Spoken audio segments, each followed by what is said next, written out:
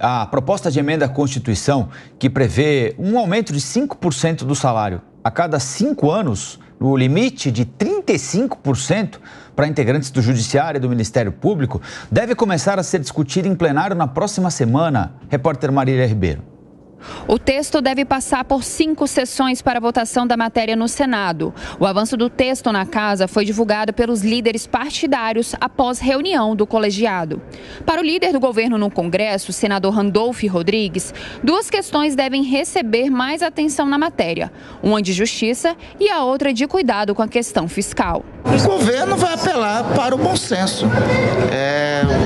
Vocês estão acompanhando, tem uma greve de servidores públicos que reivindicam progressão de carreira, plano de cargos e salários, outros reivindicam realinhamento salarial.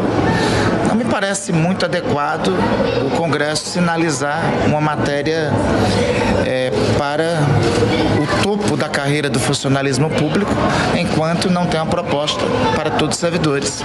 A proposta preocupa o Palácio do Planalto, que aponta para um impacto anual nos cofres públicos de cerca de 42 bilhões de reais, caso a PEC seja aprovada. Na última semana, o texto foi aprovado a contragosto dos governistas na Comissão de Constituição e Justiça do Senado, com um placar de 18 votos a 7. Atualmente, o limite de pagamento do serviço público é de R$ 44 mil, valor pago aos ministros do Supremo Tribunal Federal, que estabelece o teto de remuneração do funcionalismo público, mas o pagamento de uma parcela mensal de valorização por tempo de exercício dos magistrados e membros do Ministério Público não será contabilizada neste teto. O relatório analisado na última semana é do senador Eduardo Gomes, do MDB de Tocantins. O líder do governo no Senado, o senador Jacques Wagner, do PT da Bahia, afirmou que uma bomba pode estar vindo caso o plenário aprove o texto. É um tsunami do ponto de vista das chamadas carreiras jurídicas. Então eu estou chamando a atenção porque isso vai ter impacto nos 26 estados no Distrito Federal. Não me digam que está restrito, não ficará restrito. A pressão sobre os governadores será imensa. Eu entendo o espírito do presidente Rodrigo, o esforço que ele está fazendo, mas eu estou só alertando.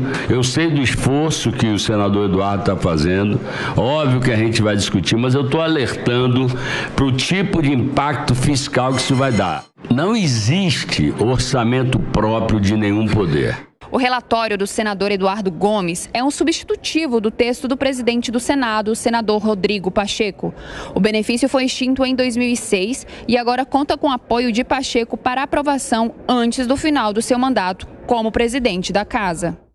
Lembrando que nessa semana aqui o governo definiu o salário mínimo por ano que vem de R$ 1.502 por mês. Cristiano Vilela, Amanda Klein, Amanda chegando também para se juntar ao time do Jornal da Manhã. Faz sentido, óbvio que não, nessa discussão, nesse momento em que o mercado está todo agitado aí com a alteração da meta fiscal, o governo procurando dinheiro onde pode, alternativas para arrecadar, falar em um prêmio por tempo no cargo, ou seja, a cada 5 anos, 5% de aumento para quem já está no topo da cadeia alimentar do serviço público, Amanda? Olha, se eu ganhasse um prêmio a cada 5 anos de jornalismo, Colombo, eu já estaria, sei lá, muito rica, milionária daqui a pouco. Mas bom dia a você, Colombo, Vilela, Lívia, bom dia à nossa audiência. Não faz sentido sob qualquer ótica, Colombo, não faz sentido sob a ótica que você expressou quando você pensa no salário mínimo proposto para o ano que vem de R$ 1.502 no Brasil. Não faz sentido quando você vê professores que no topo da carreira, com mestrado, doutorado, ganham R$ 18 mil em universidades federais e agora estão em greve, pleiteando por um reajuste, ou melhor, uma recomposição dos salários dos últimos anos, porque durante o governo Bolsonaro, por exemplo, ficaram com salários congelados, tiveram um reajuste de 9% e vão sentar com a ministra Esther Dweck, da Gestão e Inovação do governo Lula, para tentar chegar a um acordo que minimamente recomponha os seus vencimentos. Não faz sentido quando você olha para as outras carreiras do funcionalismo público, nem para a média salarial brasileira. Os juízes, muitos deles já estão no topo da carreira. O teto do funcionalismo público é o salário do ministro do Supremo. Pouco mais de R$ 41 mil, 41 mil e uns quebrados. E o que essa proposta quer instituir é que a cada 5 anos esses juízes tenham uma gratificação, 5%, por tempo de trabalho, como você disse, Rafael. E isso pode se estender como esse projeto de lei já está expandindo, Polícia Federal, delegados, imagina o efeito que isso terá.